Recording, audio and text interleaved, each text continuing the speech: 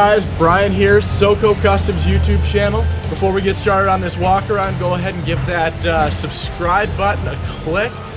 You won't miss out on any content from us. Give that bell a click. And what are you doing, Josh?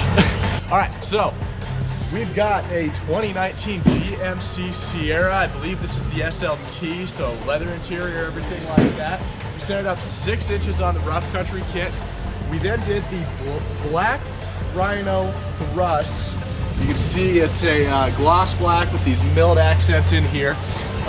You'll notice that you don't have all that much lip, which is kind of interesting. This is a 20 by 9.5 with a -18 offset. So it does poke it just out beyond the fenders.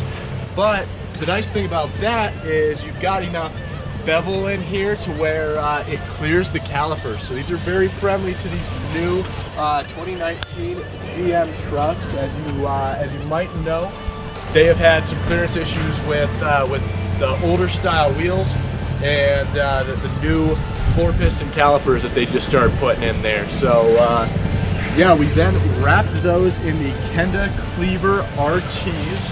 Those are a 35, 12, 50, 20. So you can click the card in the top of the screen and you'll see our walk around of those. All right, and then we've got the rough country drop step for the crew cab. They come down a lot lower to get you in and out of this truck. Actually, I've misspoke. This is an SLE with the cloth interior. So this truck is going to be down at Ferguson GMC for sale. So if you like what you see, go ahead and pick it up from them.